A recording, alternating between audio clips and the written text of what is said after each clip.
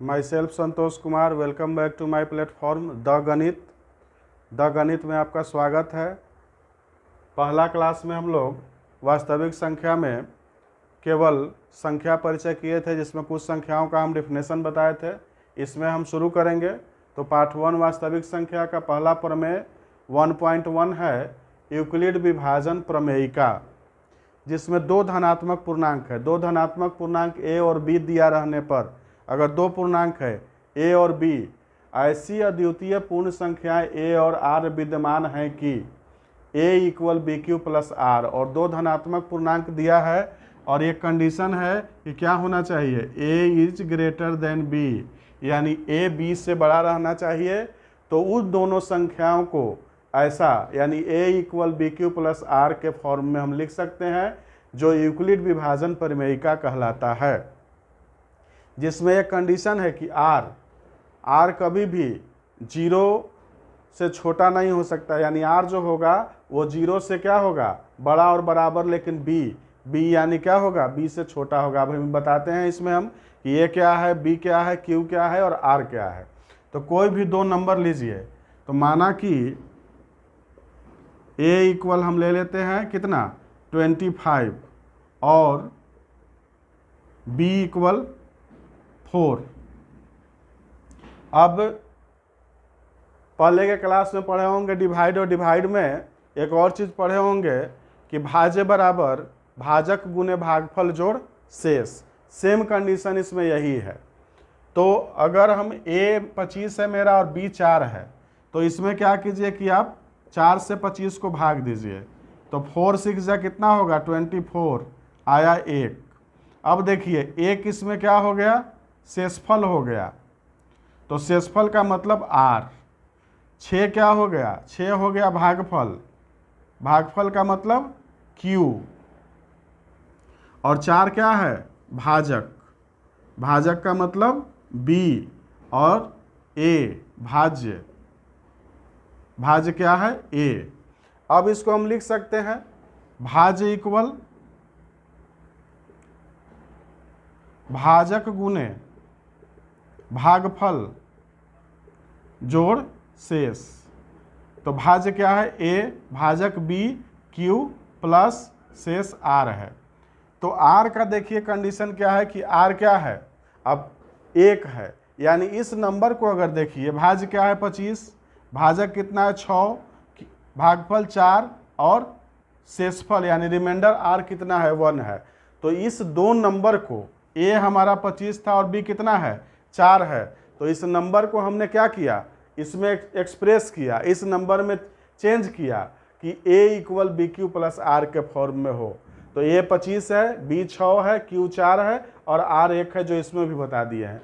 और शेषफल यानी आर कभी भी होगा तो आर भाजक से हर हाल में छोटा होगा। आर क्या होना चाहिए जी, या तो 0 का भाग भी दिए होंगे आप, तो जानते होंगे कि आर क्या आता है, कभी कभी कंप्लीट अगर डिविजिबल हो जाए, पूर्ण भाग लग जाए, तो क्या होता है शेषफल 0 होता है, और नहीं तो जब भी होगा तो क्या होगा, बी से छोटा होगा, यानी भाजक से क्या होगा छोटा होगा। तो देखिए यहाँ पर आर क्या है, शेषफल क्या है 1, जो 4 से छोटा है। तो कोई भी दो धनात्मक पूर्णांक ए और बी हो, जिसमें ए क्या हो बी से बड़ा हो, तो हम उस धनात्मक पूर्णांक को, उस नंबर को इस तरह A equal B Q plus R में क्या कर सकते हैं, व्यक्त कर सकते हैं। ये कहता है प्रमेय 1.1 यूक्लिड विभाजन प्रमेयिका। उदाहरण 1 है 4052 और 12576 का HCF यूक्लिड विभाजन एल्गोरिथम का प्रयोग करके ज्ञात कीजिए। तो इसके लिए सबसे है कि रफ में हम क्या करेंगे, पहले जो भाग विधि से HCF निकालते हैं, तो उसका HCF फाइंड कर लेंगे। HCF तो 4052 है और 12576 है, क्लियरली है 12576 बड़ा है, तो हम 12576 में क्या करेंगे, 4052 से भाग देंगे और HCF निकालेंगे, तो 3 बार में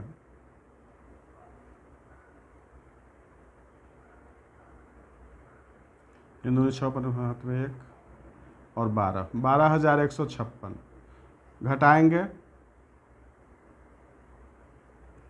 फिर ये 320 से हम देंगे कितना में, 4052 में। तो 320 से एक बार में 320, 5, 8, 2 आया, 320 दो बार में 640। अब 212 से फिर हम भाग देंगे, 212 से देंगे 320 में एक बार 108, 108 से फिर हम देंगे 212 में,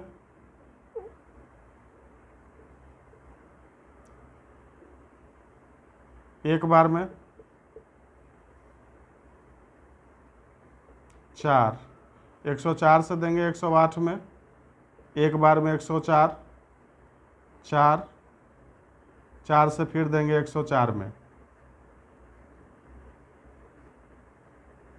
4 छक 24।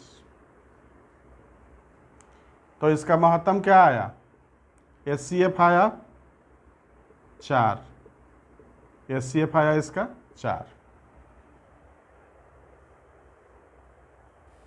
अब यह हमारा भाग विधि से इसका क्या आ गया, महत्तम आ गया, बड़ा था इसलिए यहाँ 212 से फिर शुरू किए। इसका एचसीएफ क्या आ गया, एचसीएफ आ गया 4। अब इसको यूक्लिड विभाजन एल्गोरिथम से करते हैं। तो यूक्लिड विभाजन एल्गोरिथम पहले ही बताए, A equal B Q plus R. तो हमारा क्या है 12576 इक्वल क्या लिखेंगे 4052, क्यू है 3 जोड़ आर इसका कितना आया था 320। अब दोबारा में किसको भाग दिए हैं हम, 4052 को दिए हैं और किससे दिए हैं 320 से दिए हैं। भागफल कितना आया है 12 और शेषफल कितना आया है 212। फिर क्या किए हैं हम 212 से किस में भाग दिए हैं 320 में। तो 320 में 212 से दिए हैं तो 212 आया है। भागफल कितना 1 और शेषफल कितना आया है 108। फिर क्या किए हैं हम 212 में 108 से भाग दिए हैं तो 108 है बी और भागफल कितना आया 1, शेषफल कितना आया है 104। फिर हम 108 में भाग दिए हैं किससे 104 से, 1 आया है भागफल और शेषफल कितना आया है 4। और फिर क्या किए हैं हम 104 में भाग दिए हैं कितना से 4 से और हमारा भागफल कितना है 26 और शेषफल कितना आया है 0। तो लास्ट हम पहुँचे कहाँ तक 0 पर, और 0 आता है तो जिस टर्म में हमारा 0 आ जाए उसका बी यानी 4 इसका आएगा क्या महत्तम समापवर्तक एचसीएफ। तो इसका एचसीएफ कितना हो गया 4। ये आया आपको यूक्लिड विभाजन एल्गोरिथम से। तो अगर बड़ा नंबर है डायरेक्ट में ऐसे नहीं हो पा रहा है तो पहले इसको भाग विधि से हम क्या करेंगे रफ में इसका हम एचसीएफ निकाल लेंगे और फिर उसको क्या करेंगे एल्गोरिथम पर हम बैठाएंगे। हमने फिर समझाते हैं 12576 में हमने भाग दिया था कितना से 4052 से। तो बी हमारा कितना था, हमारा भाजक था 4052 गुने भागफल क्या आया है 3 या शेषफल क्या आया है 320। सेकेंड स्टेप में हमने क्या किया है 4052 में भाग दिया है कितना से 320 से। 4052 भाज्य है, भाजक है 320, भागफल कितना आया 12, शेषफल कितना आया 212। फिर क्या किए हैं कि 320 में हम भाग दिए हैं कितना से, देखिए 212 से, तो भागफल क्या आया 1 और शेषफल कितना आया है 108। फिर 108 से हम भाग दिए किस में 212 में, 212 तो 108 गुने 1 जोड़ 104 शेषफल। फिर 108 में हम भाग दिए हैं किससे 104 से, ऐसे करके 0 तक पहुँचे और जो बी भाजक होगा यानी बी वही हो जाएगा एचसीएफ। दर्शाइए कि प्रत्येक, ये उदाहरण 2 है, दर्शाइए कि प्रत्येक धनात्मक सम पूर्णांक 2q के रूप में होता है तथा प्रत्येक विषम पूर्णांक 2q + 1 के रूप में होता है जहाँ q कोई पूर्णांक है। तो इसमें हम क्या करेंगे कि पहले मान लेते हैं कि कोई नंबर है, ठीक है ना। माना कि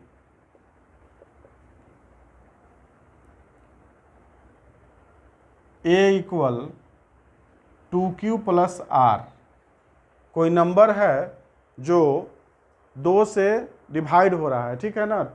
कोई नंबर है a equal 2q plus r, क्योंकि कह रहा है कि सम पूर्णांक 2q के रूप में होता है और विषम पूर्णांक 2q प्लस 1 के रूप में होता है। तो हम 2 से डिविजिबल यानी 2 से विभाजित होने वाला ही नंबर लेंगे। तो a equal 2q plus r। तो r का कंडीशन क्या है कि रिमाइंडर जब भी होगा वो किस से, b से, 0 से बड़ा होगा और बराबर होगा, लेकिन b से क्या होगा, छोटा होगा। तो b यहाँ क्या है, 2 है। तो रिमाइंडर r इक्वल क्या हो सकता है, 0 हो सकता है और 1 हो सकता है। 2 तो नहीं हो सकता है, क्योंकि 2 क्या है, b हमारा 2 है, और जब भी होगा तो b से छोटा होगा। तो अब यदि r इक्वल 0 रखने पर इस इक्वेशन में r का वैल्यू रखिए, a equal 2q plus r। तो 0 रख रहे हैं तो 2q प्लस 0 क्या होगा, 2q। दूसरा है यदि r इक्वल 1 रखने पर, क्योंकि दो ही कंडीशन है, r क्या है, 0 है और 1 है। तो 1 रखने पर क्या होगा, a इक्वल 2q प्लस 1। यहाँ हम क्या रखे, r के बदले 0। तो 2 नंबर आया, एक आया 2q और एक आया 2q प्लस 1। तो हम जानते हैं सम संख्या का परिभाषा प्रीवियस वीडियो में बताए हैं कि वैसा नंबर जो 2 से विभाजित हो जाए, या ये भी कह सकते हैं कि वैसा नंबर जो 2 का क्या हो, गुणक हो। 2, 4, 6, 8, 10 वो क्या होता है, सम संख्या होता है। तो यहाँ 2q क्या है, 2 इंटू q कुछ भी हो सकता है, q एक पूर्णांक है, कोई पूर्णांक है। तो 2 का क्या है, गुणक है, यानी तो ये क्या है, 2q एक सम संख्या है। 2q क्या है, एक सम संख्या है। और किसी भी सम संख्या में एक जोड़ देते हैं तो क्या हो जाता है, वो विषम संख्या है। तो जब 2q सम संख्या है तो उसमें एक जोड़ दिए हम, तो 2q प्लस 1 क्या हो जाएगा, एक विषम संख्या है।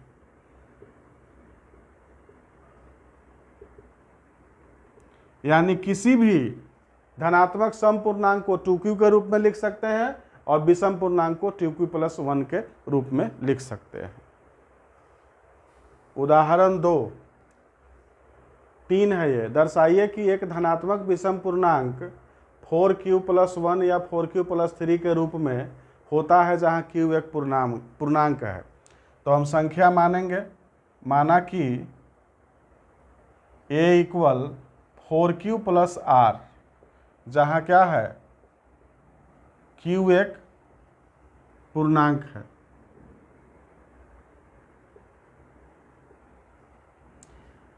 फोर क्यू और 4q प्लस 3 है, तो हम संख्या को माने हैं 4q प्लस r।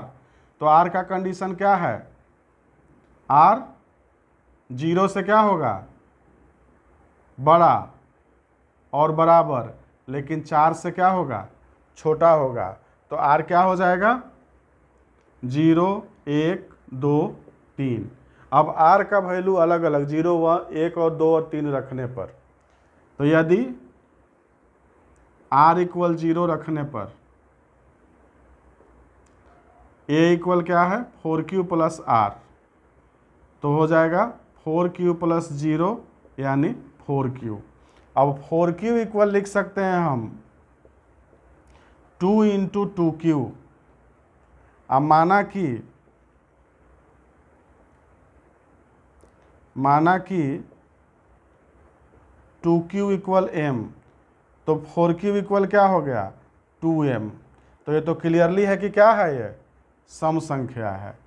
क्या है, सम संख्या है, क्योंकि कोई भी संख्या 2 का अगर मल्टीपल गुणक होगा तो क्या है, सम संख्या है। यानी 4q क्या आया हमारा, सम संख्या। r इक्वल 1 रखिए, यदि r इक्वल 1 रखने पर, तो r इक्वल 1 रखने पर a equal 4q plus r, r equal 1 रखने पर a इक्वल 4q प्लस 1। अब यहाँ देखिए 4q इक्वल क्या हमारा आया है, तो पहले हम क्या करेंगे कि a equal 2 into 2q plus 1।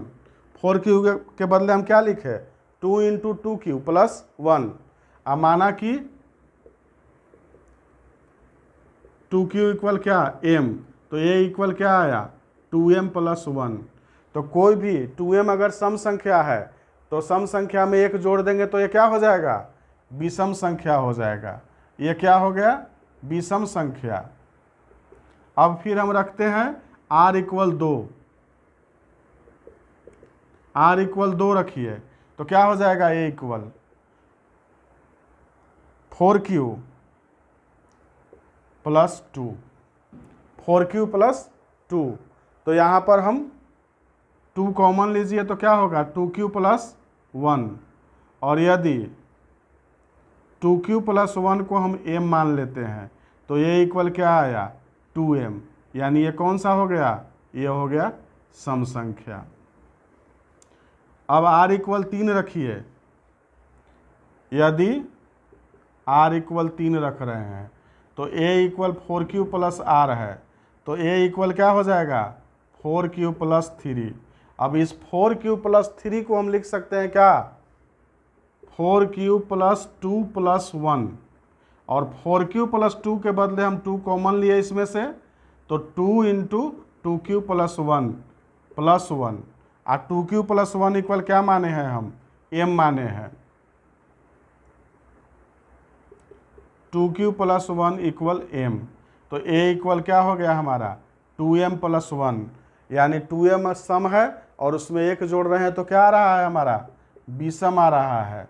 तो देखिए 4 कंडीशन हमारे पास हुआ, r इक्वल 0 रखने पर, r इक्वल 1 रखने पर, r इक्वल 2 रखने पर और r इक्वल 3 रखने पर। 2 कंडीशन में आया हमारा सम संख्या, 2m आया सम संख्या, यानी और 4q है तो सम संख्या है, 4q प्लस 1 है तो विषम संख्या है, और 4q प्लस 2 है तो सम संख्या है, और 4q प्लस 3 है तो क्या है, विषम संख्या है। तो यह सिद्ध हो गया कि कोई भी विषम पूर्णांक, इसलिए कोई भी विषम पूर्णांक, कोई भी विषम पूर्णांक 4q प्लस 1 या 4q प्लस 3 के रूप में लिखा जा सकता है, लिखा जा सकता है, या कोई भी विषम पूर्णांक 4q प्लस n या 4q प्लस 3 के रूप का होता है।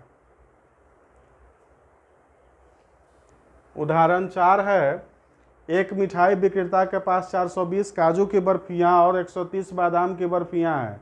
वह इनकी ऐसी ढेरियां बनाना चाहती है कि प्रत्येक ढेरी में बर्फियों की संख्या समान रहे तथा ये ढेरियां बर्फी की परात में न्यूनतम स्थान घेरे।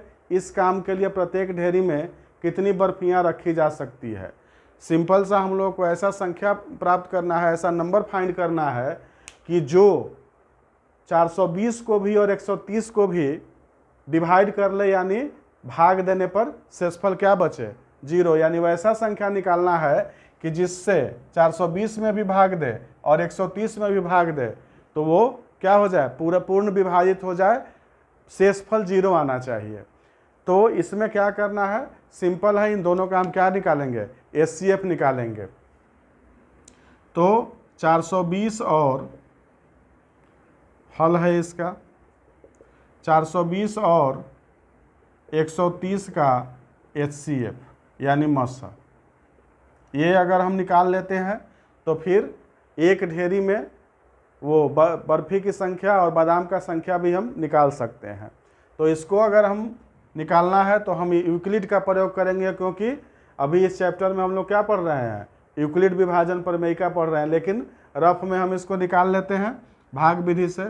130 से भाग देंगे 420 में, 3 बार में 390, 30 बचेगा शेषफल। 30 से भाग देंगे 130 में, 4, 120 आएगा, 10 से देंगे 30 में तो 10 तिहाई 30, शेषफल क्या आ गया, 0। अब यूक्लिड विभाजन प्रमेयिका से 420 बराबर 130 भाजक और भागफल 3 और शेषफल 30। फिर 130 में हम भाग लगाए हैं किससे, 30 से, 30 गुने फिर आया है हमारा भागफल 4 और शेषफल 10, फिर 30 से हम भाग दिया है किससे, 10 से, भागफल आया है 3 और शेषफल आया है 0, यानी यही हमारा भाजक जो है HCF इसका क्या आ गया 10,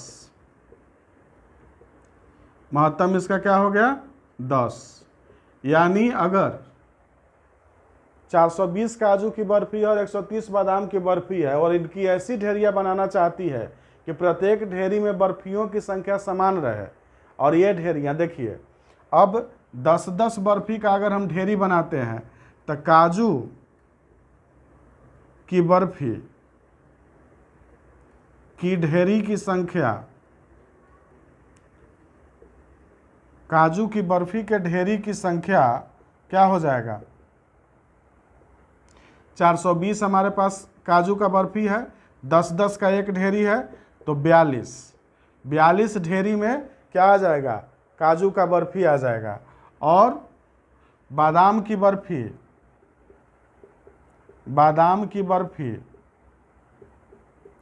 की ढेरी की संख्या, तो बादाम का बर्फी कितना है 130 और एक ढेरी में कितना आया है हमारा 10, तो ये हो जाएगा 13, यानी 42 ढेरी बादाम के बर्फी का होगा और 13 ढेरी क्या होगा, काजू की बर्फी के ढेरी का संख्या 42 होगा और बादाम की बर्फी की ढेरी की संख्या कितना होगा 13 होगा। कभी कभी पूछ देता है कि कुल ढेरी का संख्या कितना होगा, तो कुल ढेरी बनेगा बर्फी का 42 और जोड़ 13, यानी कितना 55 ढेरी में ये पूरा मिठाई आ जाएगा, 420 प्लस 130, यानी कितना हो जाएगा 550, क्योंकि एक ढेरी में बर्फी की संख्या कितना आ रहा है 10। ये निकालना था प्रत्येक ढेरी में बर्फियों कितनी बर्फियां रखी जा सकती है, तो इसका आंसर होगा प्रत्येक ढेरी में 10 बर्फियां रखी जा सकती है, 10 बर्फियां रखी जा सकती है।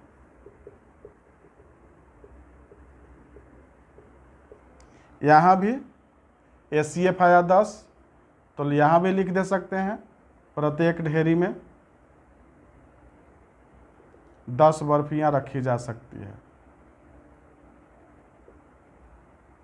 रखी जा सकती है। या इसको इस तरह भी लिख सकते हैं कि एक ढेरी में बर्फियों की संख्या इक्वल 10। ये उदाहरण इसका 4 हुआ।